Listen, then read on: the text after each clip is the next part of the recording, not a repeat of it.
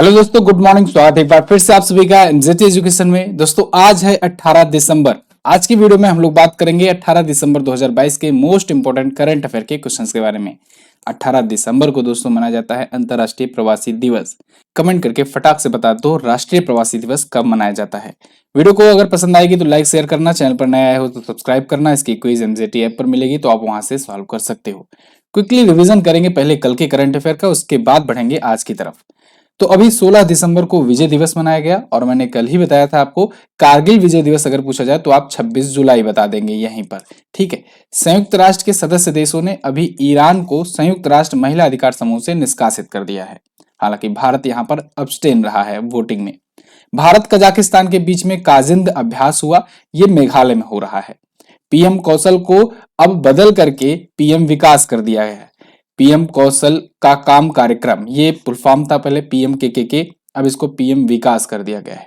संयुक्त राष्ट्र की टॉप 10 फ्लैगशिप पहल में भारत की नमामि गंगे शामिल हो गई है और इसका मतलब है प्रकृति के संरक्षण के लिए जो सबसे ज्यादा प्रयास करने वाले पहल हैं उनकी लिस्ट है, तो उसमें नमामि गंगे है।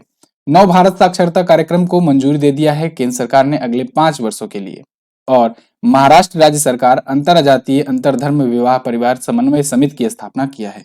यूरोपियन यूनियन में शामिल होने के लिए बोस्निया को उम्मीदवार का दर्जा दे दिया है। ऐसे 7 और देश को दर्जा मिला हुआ है, ये आगे चल करके यूरोपियन यूनियन के सदस्य बनेंगे। नेवादा वाइल्ड फ्लावर, इसको अमेरिका ने लुप्त प्राय प्रजातियों के रूप में घोषित किया है। और असम राज्य सरकार ने अपनी अरुणोदय योजना के सक्सेस को देखते हुए अरुणोदय 2.0 योजना लॉन्च की है। ये तो टॉप 10 करंट अफेयर थे कल की वीडियो से, जिनका आपने 1 मिनट में कर लिया है रिवीजन। अब बढ़ते हैं आगे। देखो रिवीजन ये चीज जो मैं कराता हूं पर डे, आप रात में भी कर सकते हो टेलीग्राम के माध्यम से, या दिन में शाम को जब भी टाइम मिले 1 मिनट में टेलीग्राम में भेजा जाता है वन लाइनर, आप रीडिंग लगा सकते हो। वैसे व्हाट्सएप ग्रुप में भी भेजा जाता है। हाल ही में अल्पसंख्यक अधिकार दिवस कब मनाया जाता है? तो अल्पसंख्यक अधिकार दिवस दोस्तों ये 18 दिसंबर को मनाया जाता है। और 18 ही दिसंबर मैंने आपको बताया कि अंतर्राष्ट्रीय प्रवासी दिवस भी मनाया जाता है, जिसके बारे में हम लोग कल बात करेंगे। तो यहाँ पर अल्पसंख्यक अधिकार दिवस की बात हो रही है। ठीक है, माइनॉरिटीज राइट्स डे। अभी याद होगा आपको कुछ दिन पहले ही माइनॉरिटीज पर एक रिपोर्ट आई थी कि माइनॉरिटीज के मामले में भारत जो है ये टॉप पर है। सबसे ज्यादा माइनॉरिटीज भारत में रहते हैं। ठीक है, माइनॉरिटीज मतलब होता क्या है? अल्पसंख्यक। अल्पसंख्यक मतलब, अब अल्पसंख्यक की कोई एक परिभाषा नहीं है, किसी एक खास समुदाय के लिए नहीं कहा जाता है। अल्पसंख्यक किसी भी देश में अलग अलग हो सकता है। जैसे मान लो पाकिस्तान में अगर बात करें तो वहां पर अल्पसंख्यक मतलब जिनकी संख्या अल्प हो, यानी हिंदुओं की संख्या वहां पर अल्प है। ठीक है, तो वहां पर अल्पसंख्यक हिंदू हुए। ठीक है, इंडिया में अगर बात करोगे तो इंडिया में अल्पसंख्यक में आप बहुत सारी जनजातियां जान सकते हो, या फिर आप ईसाई धर्म को ले लो, मुस्लिम धर्म को ले लो, उसकी अपेक्षा हिंदू की अपेक्षा। ठीक है ना, तो अलग अलग देशों में अलग अलग हो सकता है। आप ब्रिटेन फ्रांस वगैरह में जाओगे और जगहों पर। ठीक है, तो ऐसे होता है। तो अल्पसंख्यक मतलब जहां पर संख्या जिस समुदाय की कम हो। अब जिस समुदाय की संख्या कम होती है, अक्सर देखा गया है मतलब अमूमन केसों में, कि वहां पर वो थोड़ा सा डरे सहमे से रहते हैं। तो उनको प्रोत्साहित करने के लिए, उनको एक मेन स्ट्रीम में शामिल करने के लिए ये तरह तरह के अभियान, दिवस वगैरह सब आयोजित किए जाते हैं। इवन यहाँ पर आप देख पाओगे अल्पसंख्यक मंत्री भी होता है, मतलब एक मंत्रालय भी बनाया गया है जो उन वर्गों को भी फोकस कर सके और उनको भी ऊपर ला सके। ठीक है ना, तो अल्पसंख्यक अधिकार दिवस यानी कि माइनॉरिटीज का राइट दिलाने के लिए ये दिवस मनाया जाता है। आई होप आप समझे होंगे। All in for minorities right, ये इस बार की थीम रखी गई है। थीम याद रखिएगा आप। दिसंबर महीने के इंपॉर्टेंट डेट आपके सामने है, रिवीजन कर लेते हैं। 2-3 दिन हो गया है। विश्व एड्स दिवस 1 दिसंबर को मनाया गया, बहुत इंपॉर्टेंट है। इसकी थीम इस बार पूछी जाएगी, लिख के ले लो, इक्वलाइज है। कंप्यूटर साक्षरता दिवस 2 दिसंबर को मनाया जाता है, आप सबको पता है।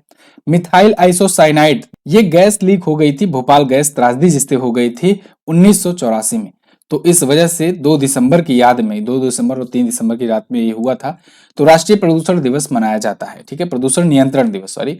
3 दिसंबर को अंतर्राष्ट्रीय दिव्यांगजन दिवस, 4 दिसंबर को इंडियन नेवी डे, 5 दिसंबर को इंटरनेशनल वॉलेंटियर डे और 5 दिसंबर को ही वर्ल्ड सॉइल डे मनाया जाता है। 7 को राष्ट्रीय सशस्त्र सेना झंडा दिवस, 7 को ही अंतर्राष्ट्रीय नागरिक विमानन दिवस, 9 को अंतर्राष्ट्रीय भ्रष्टाचार विरोधी दिवस और 10 को ह्यूमन राइट डे। ये भी इंपॉर्टेंट है और ये कई एग्जाम में पूछा भी गया है और आगे आने वाले भी दिनों में पूछा जाएगा।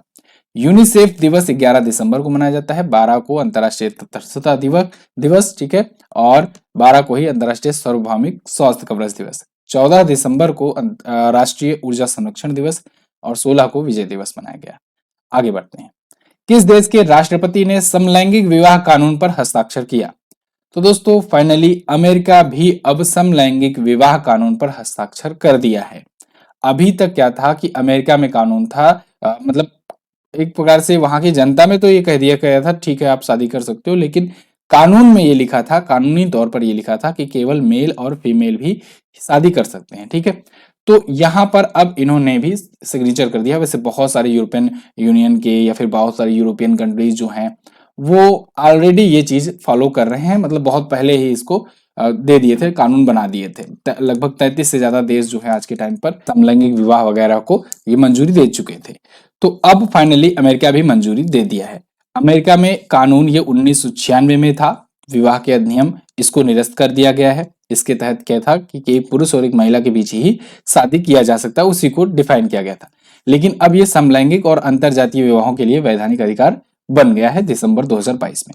तो ये एक ऐतिहासिक निर्णय है अमेरिका वालों के लिए, और मतलब कि इंपॉर्टेंट क्वेश्चन भी यहाँ पर बन जाता है, तो आप याद रखेंगे, ऐसे क्वेश्चंस पूछे जाते हैं।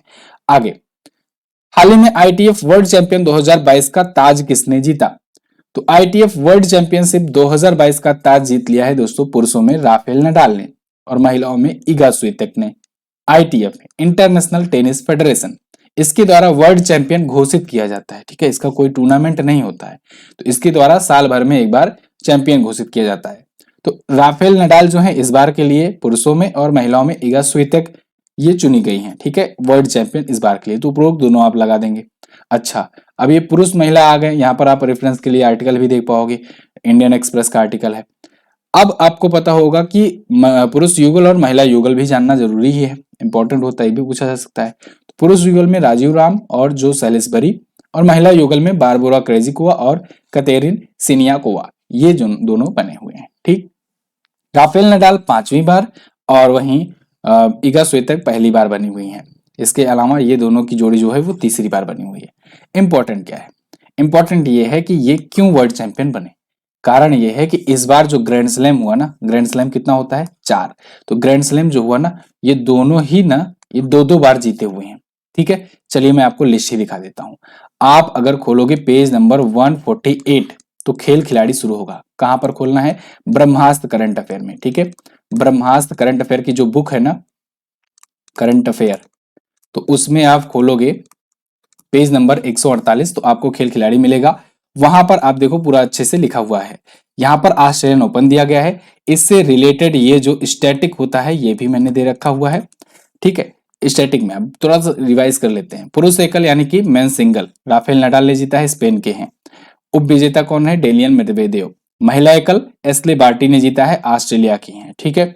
इसके बाद इन्होंने संन्यास ले लिया है।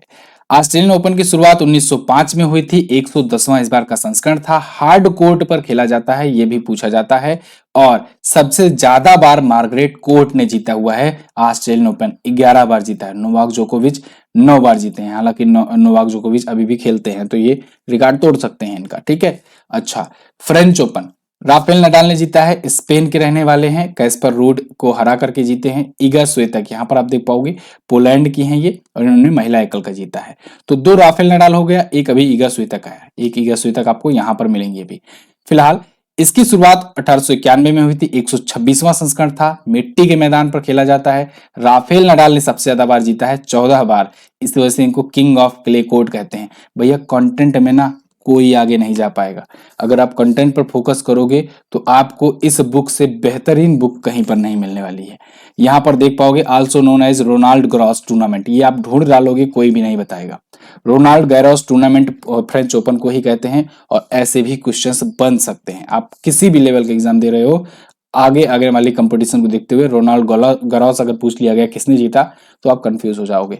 याद रखना फ्रेंच ओपन को ही कहते हैं। ऐसे ही यहाँ पर भी है, ठीक है। तो आप सब कुछ पढ़ लेना, स्क्रीनशॉट ले लो, बाकी जिनके पास किताब पहुंच गई है वो 148 नंबर पेज पर जाएंगे और पढ़ डालेंगे एक एक चीज, ठीक है। कंटेंट बहुत ही जबरदस्त बनाया गया है और मैं लगातार आपको बेहतरीन से बेहतरीन कंटेंट देने का प्रयास कर रहा हूँ। जापान ने किस वर्ष के बाद बनने वाले नए घरों के लिए सोलर पैनल को अनिवार्य कर दिया? तो जापान ने एक बहुत ही अच्छा डिसीजन लिया है कि 2025 के बाद से ना जितने भी घर बनेंगे जापान में उनके ऊपर रूफटॉप होंगे। रूफटॉप बोले तो जैसे छत है तो छत के ऊपर पैनल लगे होंगे, जो भी घर बनेंगे सभी में, मतलब ये मस्ट ही कर दिया है। अभी आप देख रहे होंगे अभी के टाइम पर जैसे भारत में भी है, कुछ घरों में लगा रहता है ऊपर सोलर पैनल, तो वहां पर तो लगा रहता है कुछ घरों में, यहां पर 2025 में अनिवार्य हो जाएगा। और बहुत ज्यादा चांसेस हैं आप आने वाले दिनों में भारत सरकार के द्वारा भी ऐसा ही डिसीजन देखने को मिल सकता है। हो सकता है 2030 लगा दे भारत, 2030 में अनिवार्य करे, लेकिन इंडिया में भी होगा। जिस प्रकार से इंडिया सीरियस है क्लाइमेट चेंजेस को लेकर के, और आप देखते हो कि इंटरनेशनल सोलर अलायंस की स्थापना हो या फिर बाकी जो भी देश हैं, जब भी कोई मीटिंग होती है तो भारत दो मुद्दे जरूर उठाता है, एक क्लाइमेट चेंजेस वगैरह का और एक आतंकवाद का।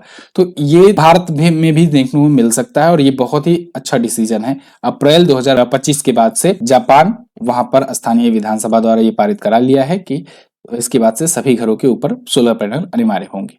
क्लियर है। अभी के टाइम पर अगर बात करें दुनिया में सबसे ज्यादा कार्बन का एमिशन कौन करता है, तो सबसे ज्यादा करता है अमेरिका। ठीक है, दुनिया को ज्ञान देता फिरता है, सबसे ज्यादा एमिशन भी यही करता है। दूसरे स्थान पर चाइना करता है, तीसरे पर है इंडिया जो एमिशन सबसे ज्यादा करता है। यहाँ पर जापान देखो 5वें स्थान पर है, जापान आया है। चलिए देखते हैं जापान है कहां पर वर्ल्ड मैप में। तो वर्ल्ड मैप में आप देख पाओगे ये रहा अपना प्यारा भारत। यहां से आप आओ इधर चाइना को कोरिया को पार करोगे तो आपको ये देश मिल जाएगा जापान। ये रहा जापान। अब चूंकि ये पूर्व में पड़ता है और सबसे पहले पड़ता है और पूर्व से ही आपको पता है सूरज निकलता है, तो इसी वजह से उगते सूर्य वाला देश कहा जाता है जापान में। मतलब सबसे पहले सूर्य उगेगा ना तो पता चलेगा जापान में। ठीक है, तो उगते सूर्य का देश जापान को कहते हैं। जापान की कैपिटल टोक्यो है। टोक्यो में टोक्यो ओलंपिक हुआ था।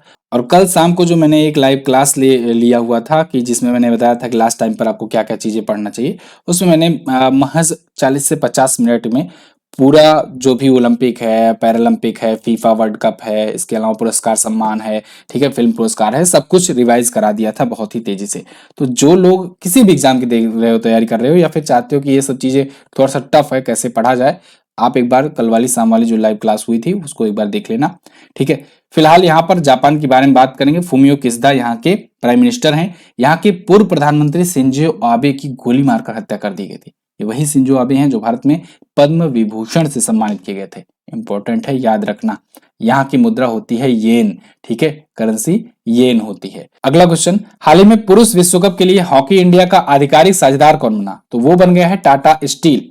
देखो पुरुष हॉकी विश्व कप होने वाला है भारत में, आप सबको पता है। ये जनवरी में ही शुरू होगा, मतलब पहले ही महीने में शुरू होगा 2023 में। ठीक है, तो जब 2023 में ही शुरू होगा तो अब इसके लिए टाइटल स्पॉन्सरशिप हुआ, ठीक है, और भी जो भी न्यूज़ होंगी वो लगातार अब आना शुरू हो जाएंगी। जैसे फीफा वर्ल्ड कप में चल रहा था, वैसे फीफा वर्ल्ड कप का आज फाइनल का रिजल्ट आएगा। अर्जेंटीना और फ्रांस फाइनल पहुंचे हुए हैं। कोई भी अगर जीतता है तो तीसरी बार उसका खिताब होगा।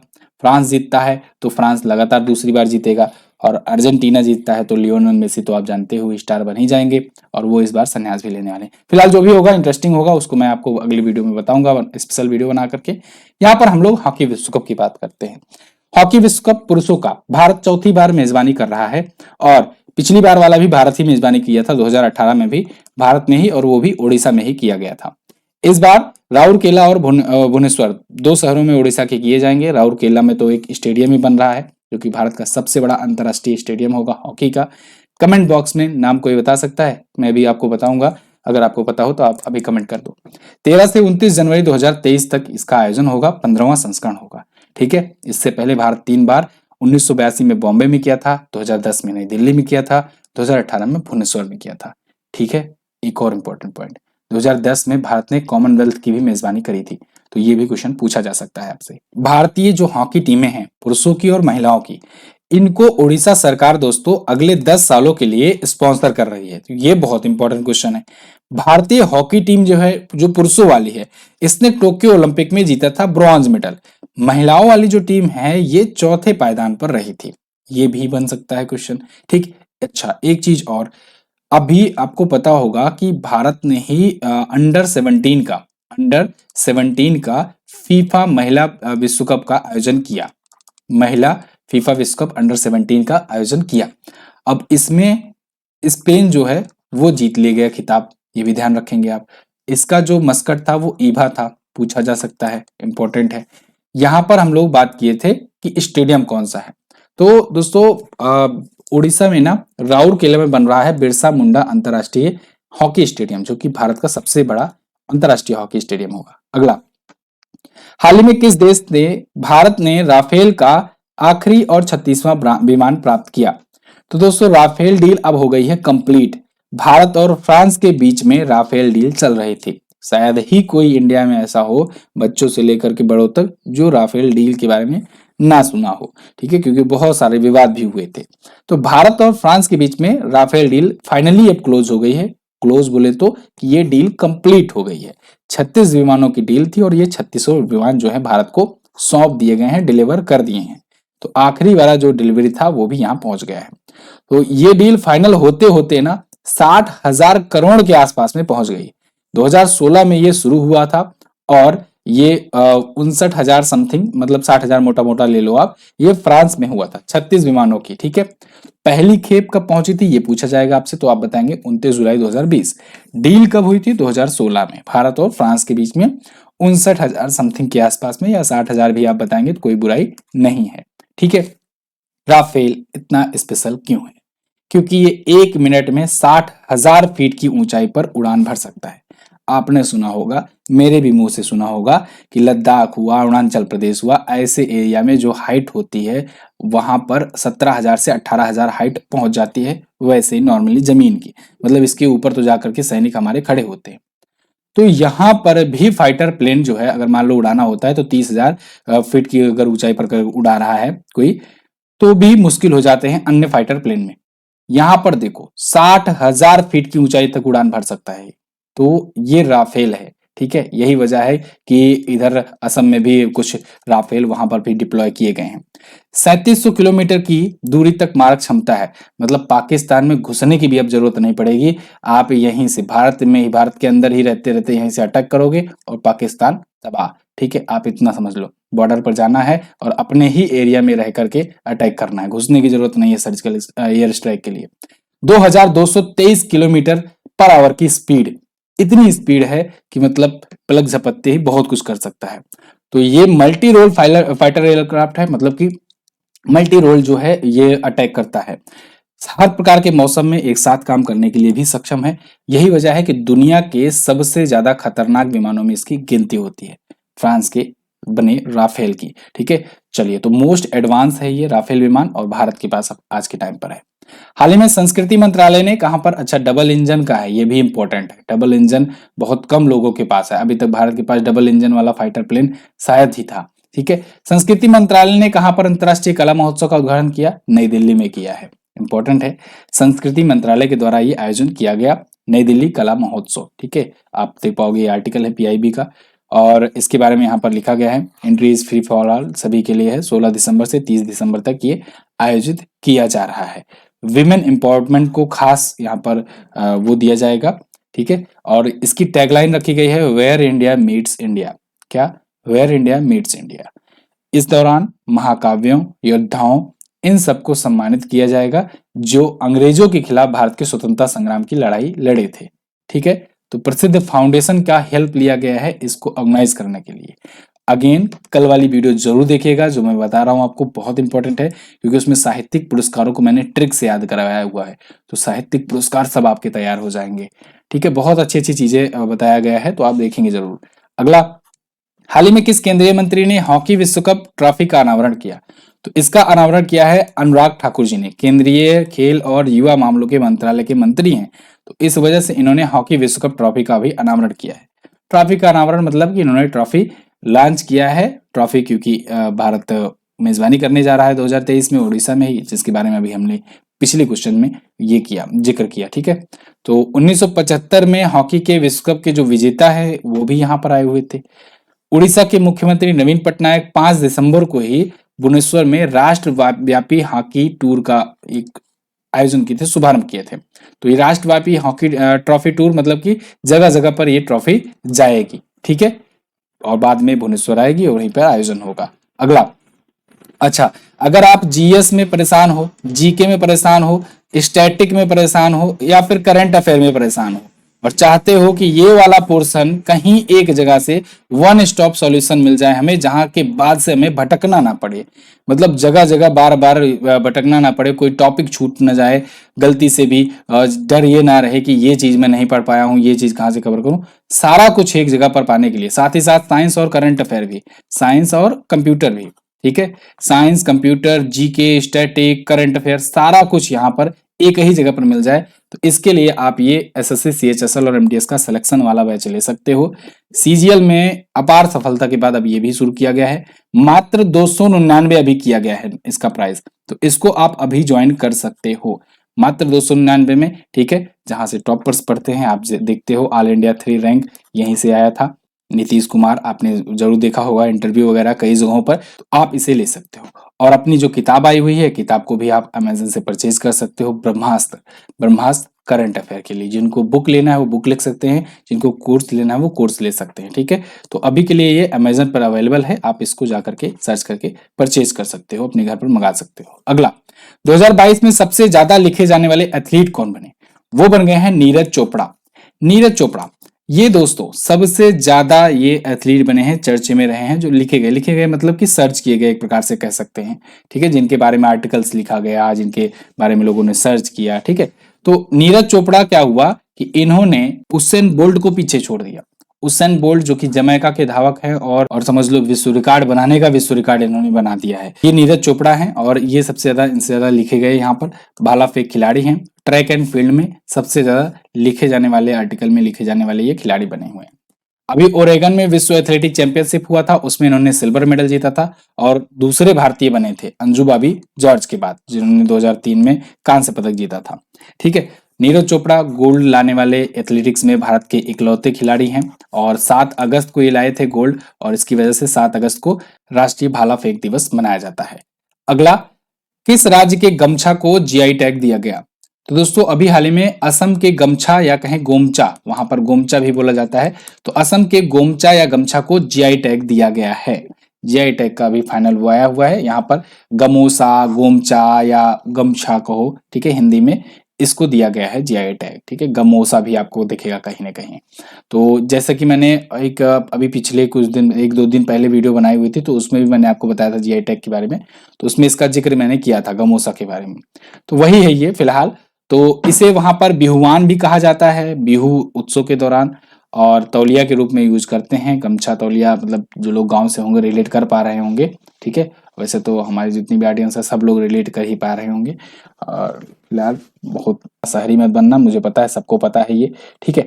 असम जो है यहाँ पर आप मैप में देख पाओगे कहाँ पर है, पूर्व में है, सबसे पूर्व में यहाँ पर ये वाला जो है ना, ये असम है, ठीक है। ये अरुणाचल प्रदेश है, और यहाँ पर ये तवांग में हुआ था एक डिस्प्यूट अभी भारत चाइना के बीच में। दिसपुर इसकी कैपिटल है, और यहाँ के जो सीएम है वो है हेमंत बिस्वा शर्मा, गवर्नर है जगदीश मुखी जी। झीलों में यहाँ पर डिगबोई झील याद रखना बहुत इंपॉर्टेंट है, ये रहा। और इसके अलावा देहिंग लेक है, शिवसागर लेक है, 7 नेशनल पार्क हैं, इसको भी याद रखेंगे। बाकी चीजें मैं आपको बता चुका हूँ, भी कल ही मैंने आपको बताया था। तो ये तो टॉप 10 करंट अफेयर के क्वेश्चन थे दोस्तों, और आई होप आपको वीडियो पसंद आई होगी। पसंद आई है तो लाइक और शेयर कर दो, और थंबनेल चेंज करने का मैं प्रयास कर रहा हूँ, और अभी कल काफी कुछ बन गया है, थोड़ा बहुत और काम है, और उसके बाद आपको नया थंबनेल देखने को मिलेगा करंट अफेयर में। और थोड़ा शेयर वगैरह भी कर दिया करो, देखो मैं शेयर वगैरह करने को आजकल बिल्कुल कहता ही नहीं हूँ, तो इसका मतलब ये नहीं कि आप लोग शेयर ना करो। अब बार बार शेयर चिल्लाए नहीं अच्छा लगता है, तो इसलिए आप लोग कर दिया करो ना। वेलिंगटन इसकी राजधानी है, सफेद प्याज महाराष्ट्र का, जिसको जीआई टैग मिला है। आज आपको क्या बताना है? आज आपको बताना है ईरान की मुद्रा क्या है, इसके अलावा यूरोपियन यूनियन में शामिल होने वाले देशों की संख्या कितनी है। दोनों क्वेश्चंस के बारे में जो भी पता हो डिटेल में जरूर आंसर करना। क्विज आपको एमजीटी ऐप पर मिलेगी, ऑनलाइन पोर्टल टेलीग्राम पर मिलेगा, और मैं मिलूंगा आपको कल अगली वीडियो में। तो नमस्कार, जय हिंद, वंदे मातरम।